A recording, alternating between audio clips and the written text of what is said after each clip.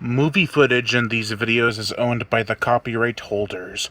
Horror show host makes no claim of ownership and simply uses the footage for purposes of education, commentary, and criticism under fair use.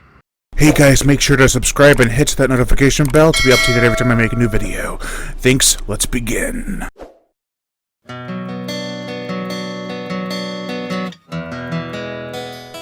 Hey guys, welcome back to the channel. My name is Brian and I am the horror show host.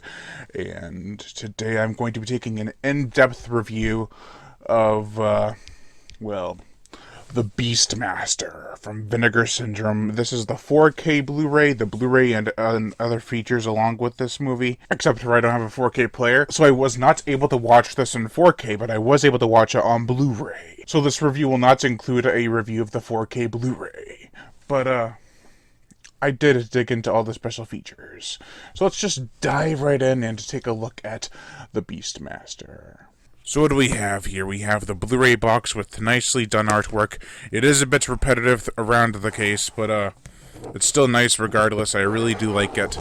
And on the back we have the evil villain and some other commissioned artwork for the film. I believe it might be original, I'm not sure. And then we have the Blu-ray itself, which has very similar artwork on the back and front, except for on the front there is no girl and there's a ring with the eye, like in the movie. And now we're going to try to get this Blu-ray out of here. It's going to be really difficult.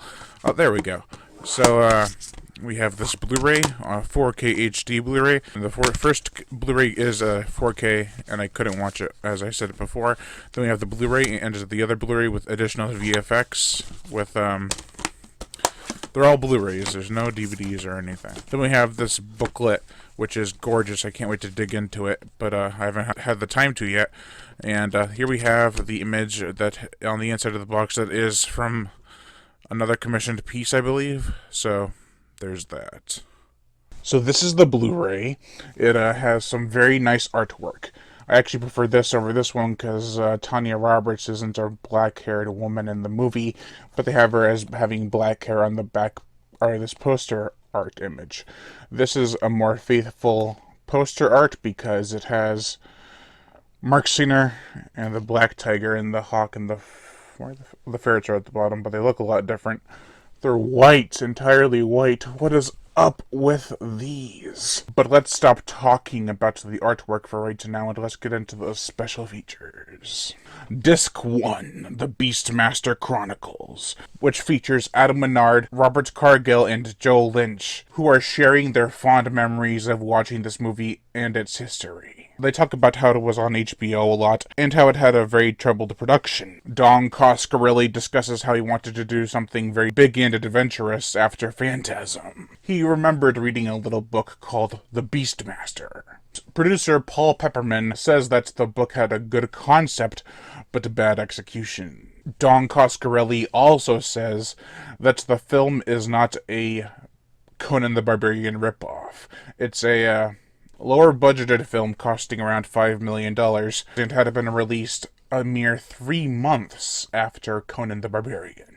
He also says that there was a lot of creative interference. Script changes, difference of opinions. The producers, or the people in charge of the film, said that the original cut was too short, so they extended scenes instead of shooting new ones.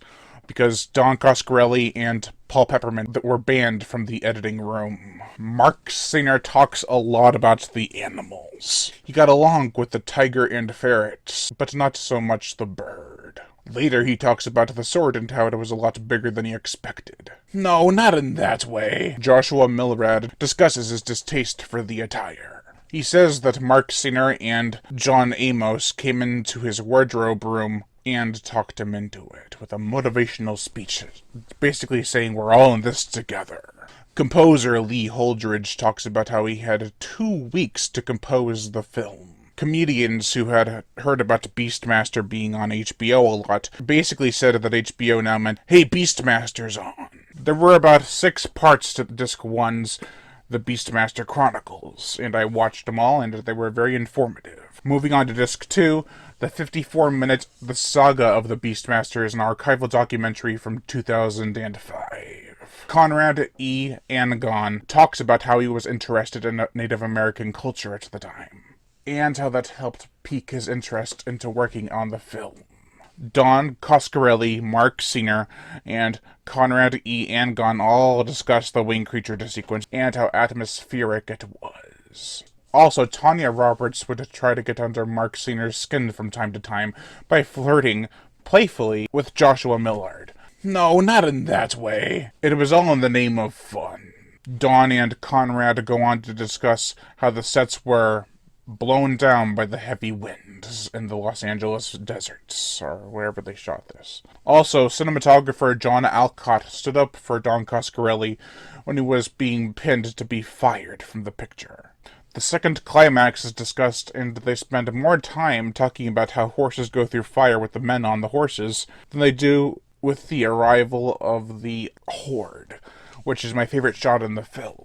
I was kind of annoyed, but it's still a pretty informative piece. Tanya Raymond also discusses how men would come up to her at conventions and stuff and tell her that she was the first naked actress they ever saw in a film, which is uncomfortable, I think, but also cool. As for other special features on Disc 2, we also get the Super 8mm shot by James Dodson, which they all include audio commentaries from Don Coscarelli and Paul Pepperman. There's also silent outtake footage, a still gallery, and a theatrical trailer. As for the transfer and picture quality of this film, it looks great. It's a bit dark, but that is par for the course for a lot of these films that were originally shown this way, having a little bit of a dark tint. It's a glorious, gorgeous Blu-ray.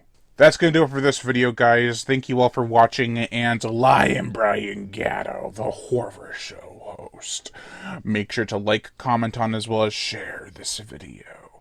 Like my Facebook fan page and support me on Patreon, where even $1 a month will help keep this channel going on strong, and I'd greatly appreciate it. Plus, you'll get access to body counts and other music videos that you can't get on YouTube because of copyright and data restriction. Also, hit that notification bell to be notified every time I make a new video, and as always, subscribe.